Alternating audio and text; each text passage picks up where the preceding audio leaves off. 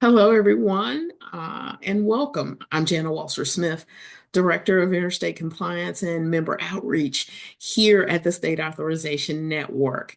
Today, we have the pleasure of welcoming someone who many of you already know, Miss Leanne Fields, who has been a friend of SAN for some time. Leanne is with the University of Nevada, Las Vegas, located, of course, in Las Vegas, Nevada, and UNLV is a 2024 recipient of the Sensational Award in the category of location. The UNLV project impressed the awards committee. Their project titled Accuracy in Data Collection for Out-of-State Learning Placements was a project for which the committee thought could be readily and easily replicated and emulated at other institutions. So before I get to the UNLV project and turn it over to Leanne, I really want to talk to you a little bit about the history and the background for the Sensational Awards. Just keep in mind that the Sensational Awards were born in 2015, and they're just meant to be an annual award to recognize the outstanding efforts by SAN member institutions and organizations. These institutions often represent ones wherein high quality and comprehensive solutions to challenging distance education projects or their projects represent solutions to these challenging distance education issues. So, now on an annual basis, SAN does applaud the creativity, we applaud the vision of these organizations because they not only have shown that they, understand the state, the federal, and the regulatory requirements, but they also show that with their projects, with their processes, they have a good grasp of the conceptualization of what it takes to manage and what it takes to overcome some of these regulatory issues. These projects, these processes from our various campuses, represent a collaboration amongst campus stakeholders. Um, Folks leading these projects often have, put effective processes into place on their respective campuses, and they've mobilized their campus stakeholders to, adhere to the new process, to look at the development of procedures that are designed to support all the learners. And with that, I am going to turn this recording, I'm going to turn this over to Leanne Fields. And Leanne, I just saw a note from you. You're not seeing the slides any longer? Mm-mm. Okay, hold on. Let me stop sharing and I'm going to reshare.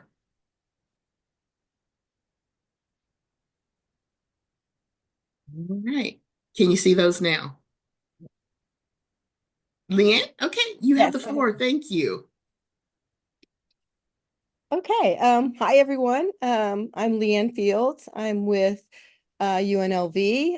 I am the Executive Director of the Office of Educational Compliance, and I have been with UNLV since January of 2015.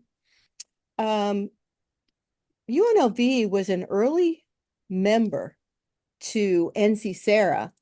So they came aboard in May of 2014. And where we're at now in terms of the status of UNLV, it was founded in 1957. It's a doctoral degree granting institution. We have approximately 30,000 students and more than 3,600 faculty and staff. UNLV is a minority serving institution with several designations and acronyms behind us. And we are also, UNLV is also classified by the Carnegie Foundation for the advancement of teaching as an R1 research university. So meaning that we have a very high research activity. So one of the things that, really I'm proud of to be a part of UNLV is that minority serving status and the population that we attract that come to our university. So I think that we really make a difference in the lives of people in our community. We also started a school of medicine. We enrolled its first 60 students in July of 2017. So there's a lot of positive things going on at UNLV. Perfect. Ready for the next slide? Yeah.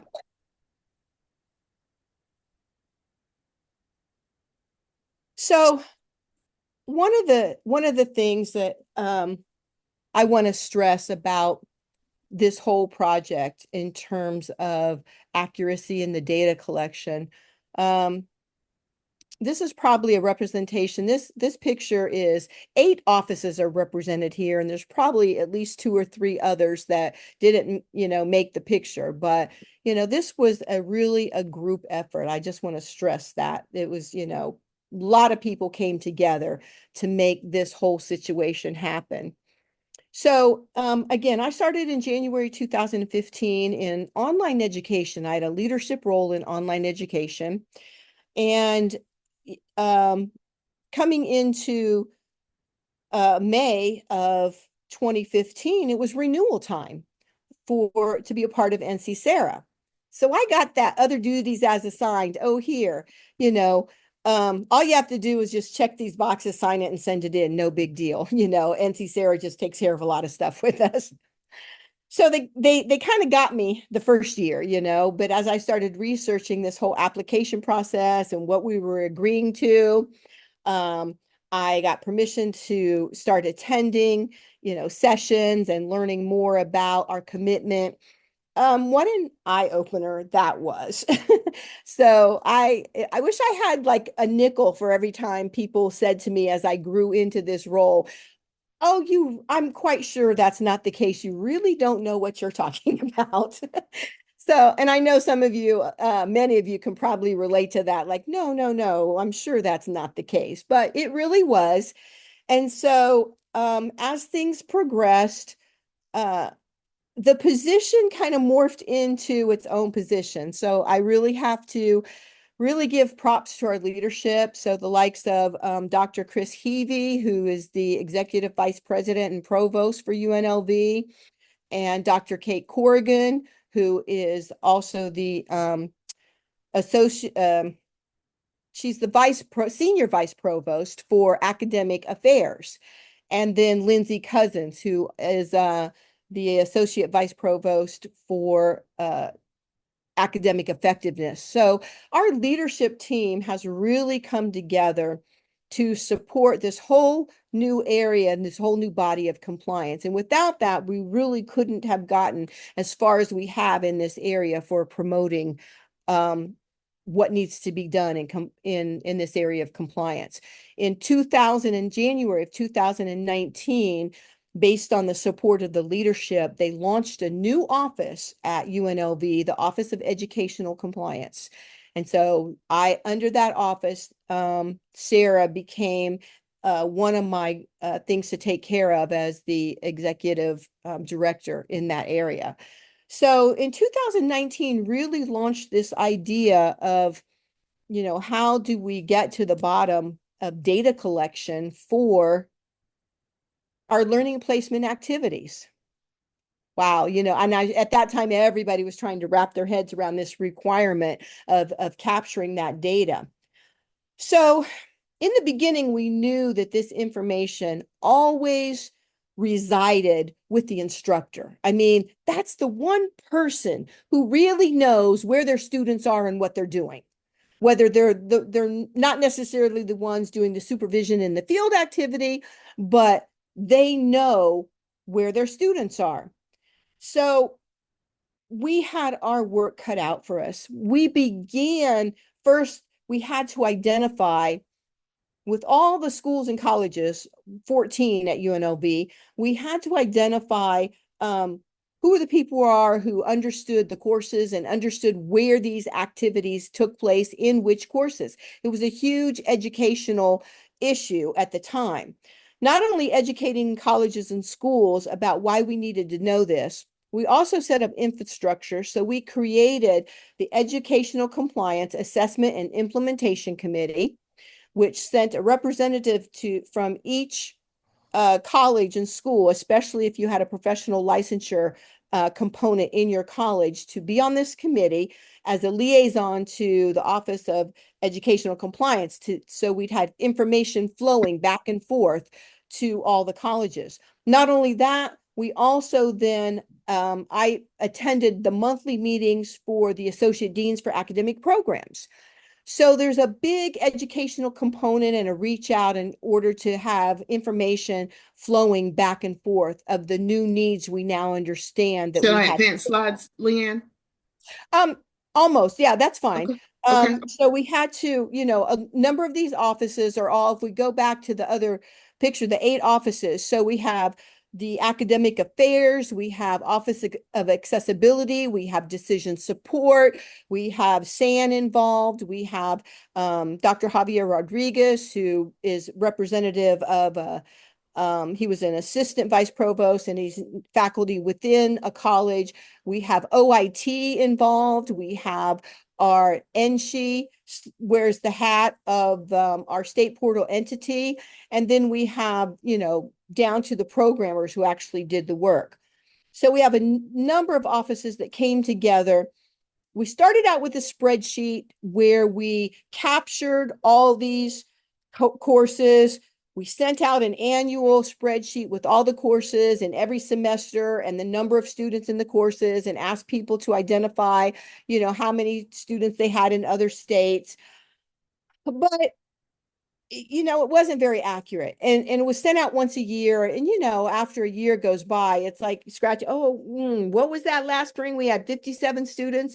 Did we have anybody that was out of state then? And it was a memory game, and every school was kind of responsible for their own internal tracking to be able to answer the questions annually that we had to report. So working with OIT in particular, like I said, 2019, and we launched it in the spring of 2024. And you're like, oh my God, that took so long, all that time, and it must be very complicated. It wasn't really. It's just things happen. Life happens. Don't give up on your dreams. Stay with it. I mean, look what we had. First of all, we had leadership changes. So we had OIT, one leader was on board, he got a promotion, we had a new leader. Then we had, an assistant vice provost, and then that went out, and then we got a new, senior vice pro. So we had leadership changes. Then we had COVID, y'all. Okay. So then there were a myriad of things that came in with rapidly changing to fully online, which took OIT resources. At the end of December, as we're getting ready to, launch in the spring, we had a tragic event at the campus and actually had to deal with an on-campus shooting. So there were so many things. Life just happens, but we stuck with it, and we finally ended up where we were able to create a system where we actually got to the instructor for the information. So instead of sending the academic affairs, the associate dean for academic affairs, instead of sending them a spreadsheet for all their courses and filling in the numbers and them working through their division chairs to, answer the data about these courses, right now we created an overlay on the grading module that asks the instructors to check the state the students were in at the time they were in their course. And so it was a bolt-on modification that was delivered in PeopleSoft. So that's the foundation. You're saying, oh, how did you do this? So we're a PeopleSoft institution, and we had the programmers created this overlay so that when these courses are all flagged in the system, and when the instructors of these courses go in to insert their grades for the semester, they cannot issue a student grade unless they go in and they click the state that the student was in order to complete the learning activity. Once they click the state that the student was located in, then it allows the instructor to give the students their grades. And it really worked out because it's not hard to do. It's not like an a really heavy burden because instructors have to go in and give grades anyway. So they're already in that mode. It's where they're at. They have to give a grade. So it's one little step to click a state before they give a grade. So it's not like it's taxing or overly burdensome for the faculty to then know that they have to do this extra step because they have a learning placement activity in their course. So that's how it all came about. It was years in the making. It could have gone much faster. I'd say that education piece, just to collect data to know the courses, really took about 6 or 8 months to do that piece to begin with, because I had to reach out to all the colleges, explain why we needed the data, what courses, division chairs, just getting back and forth to people till we finally had a list created of all these courses. So I'm going to tell you that process right there, with all these different colleges was about an 8 month process. So we got them all identified, but just getting down to the accuracy, it just really was a thing of kind of getting better data and knowing exactly where our students were and having the instructors tell us, where students were placed at what state. And we made it happen. We want to make it happen for you too. So this slide has the particulars about we would love to share, and we can share in one of two ways. So we are happy to schedule a meeting, a Zoom meeting, a web conference with your team, with your technical people, to kind of go through the process with our programmers and meet with them and share the code with you. I know that there's going to need some adjustments based on, the own ins and outs of your system, but we're happy to meet with you, schedule meetings, to share the information. And we're also happy if you make the request, we're going to ask you to send it to educational compliance and, give us some current information, some basic information. And then if you want to schedule a meeting, or if you just want us to, simply share our coding, we'll happy to be responsive to your needs, and whatever, basic information about our modification process, that you'd like to have, you can have it, and we hope that, something will work there for you, that you can put it to the test and maybe be a little bit more expedited in rolling out a process where instructors go in, and when they get their grades, they can actually give you the data. This data then lives in a database. So now it's a permanent record. We have a permanent record within the database. And when I need the data annually now, I can pull reports and grab those numbers, and I don't have to look to uh, associate deans for academic programs or division chairs or anybody else. I just go the decision support, pull a report, get my numbers, and plug it into the mechanism by which we report the data. So in the spirit of helping others along, I hope some of you find that because you're PeopleSoft, that you'd like to take a look at this and meet with us and understand our process. And if there's anything in the code that we can share, what and how we do, so that you could perhaps implement something like this, we are happy to let you have what we have.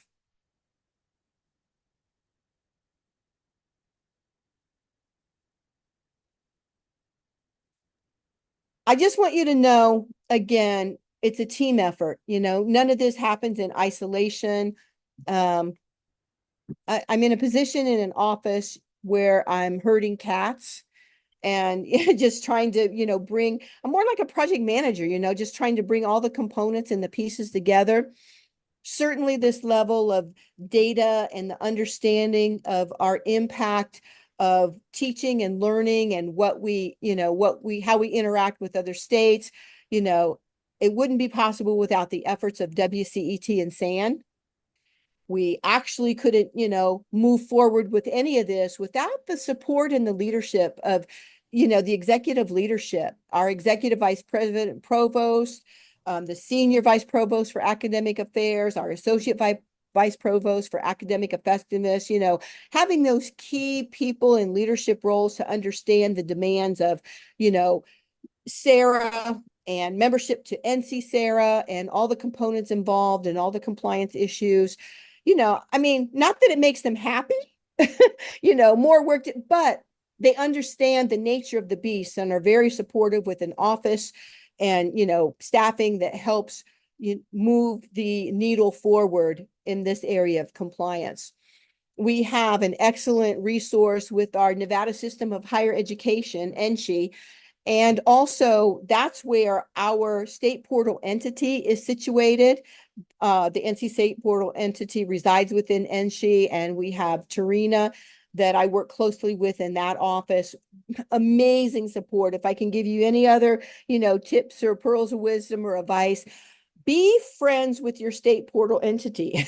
Make friends, make time out, make it a habit to have regular interaction with your state portal entity. It's what an invaluable resource and a different lens that they bring to the table and the different kinds of support that they can offer you within your institution. So, make friends there.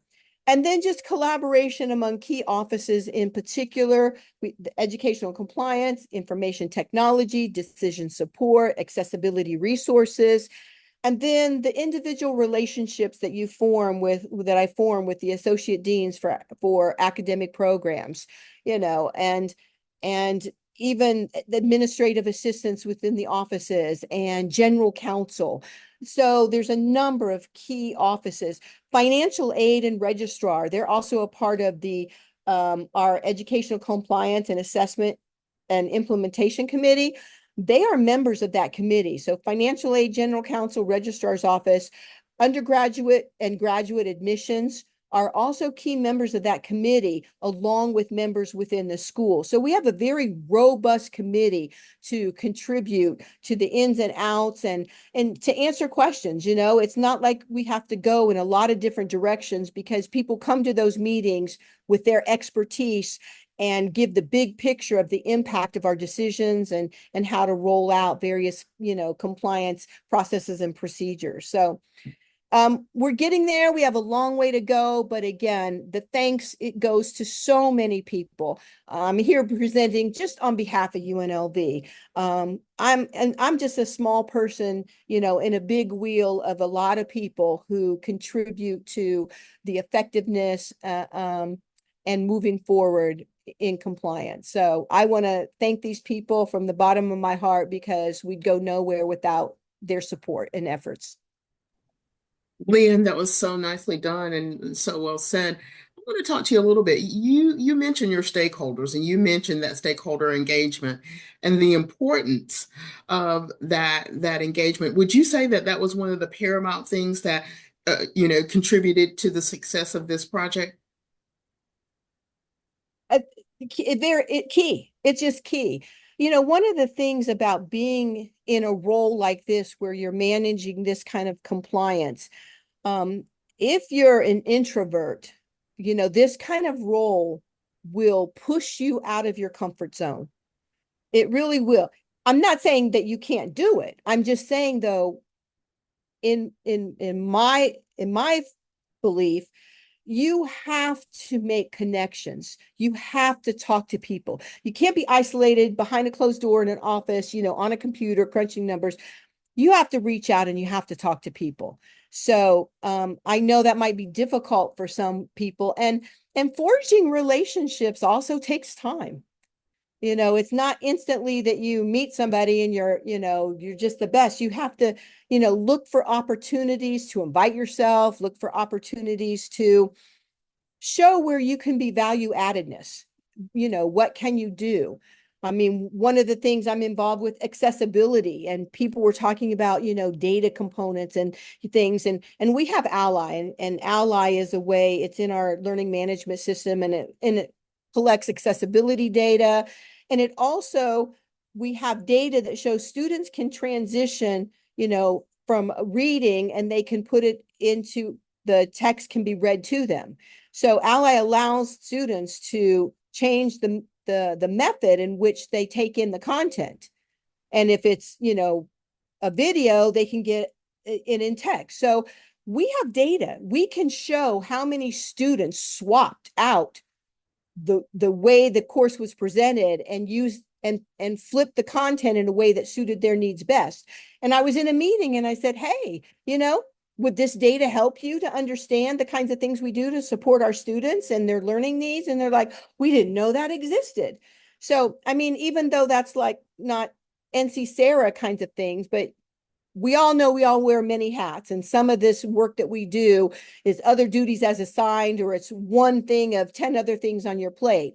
So it's always that opportunity to engage with people and, always look for ways to offer help, assistance, explanations. So I would say that being just a person who's willing to outreach and speak to people and educate and help people understand, especially with senior leadership, is really key. And thankfully, we have an executive vice president who's on board, and that support trickles on down that really helps a lot. Perfect. Leanne, I've said this before, and I know a lot of us who have done this work are often, in teams of one. Can you explain the dynamics of your team so that you can give people some hope? I'm a team of one, but in that team of one, I claim and some of you have heard me say this before. So I claim SAN as a 1.0 FTE. You know, it's the best money ever spent to be a member of SAN. And with that comes four key people behind the scenes in terms of Cheryl and Jana and Catherine and Lee. I have like the best team ever in WCET, with Russ and his leadership, and then soon to be Van and his oncoming role. So look for those pockets, look for those pockets of where you get your support and where you can, post to boards and get data and information. Internally, reach out to places where you can join meetings. So faculty senate, if you have that kind of arrangement, faculty governance kinds of things. Any kind of new onboarding when you HR, any kind of relationship you can form with HR and onboarding and things that a faculty need to know in their role where it overlaps with this area of compliance. Um, General counsel, I have a direct liaison in general counsel. So I have my go-to person, the head of our general counsel office established a connection with me and one of the attorneys where I take it straight to there. So look, I've been there almost 10 years. So these are things that just don't happen overnight, but you have to start somewhere. You have to start somewhere. And if I have to say one of the key, being an N of one and just going through 3 delays in hiring, like it's not like they don't know that I need another person. I'm a full-time person. This is my job. And I know some of you are looking at that going, oh my God, you're sitting pretty. Like I've got this and 5 other roles that I play. But even at that, they recognize the need for, more staff in this area, but budget cuts, life happens, things happen. So in my N1, I still keep pushing in the background to say, hey, new person, new person. But in lieu of that, reach out and establish connections and places where you can insert, even if you're quiet, even if you're just going to meetings and can listen and hear and be a mouse in the corner and later send a note to the leader of the meeting to say, hey, I didn't want to say anything at this time, but I thought I'd share this with you, if you think there's an appropriate time to fit this information in. So just start out as a fly on the wall and just be there, and they get used to your face and your presence, and gradually slide in information where you can, and it'll fall into place. It'll take time, but it'll fall into place. Wow, that's perfect advice. And I didn't ask you that question to get the SAN and WCET plug, but I appreciate it. We Look, so appreciate you it. you see you're top of my list. Well, we appreciate it and we're happy to do it. We're piggybacking off of American Express. Membership does have its privileges. So, Yeah. For with sure. that. And those meetings, so that's another thing because I'm an N of one, the annual meeting for WCET and SAN and the annual NASAPS meeting, for me, my institution does not look at those meetings as professional development. Because we're short staffed, because I'm an N of one, they recognize those kinds of relationships outside of UNLV where we can get, the most key information and ways to plan and plot our path moving forward. So those meetings for me are key organizational meetings to attend. So they don't look at those meetings as professional development. And a lot of people are slated for only so much money towards professional Professional. development. And so we took those off the table under that category. So those two key meetings Hmm. are just like key meetings in order for me to be able to do my work. They're considered part of my workload to attend those meetings. So if that helps anybody in your strategizing and how to move forward, maybe consider, presenting those meetings as a way that, they're just necessary to the function and the role instead of professional development.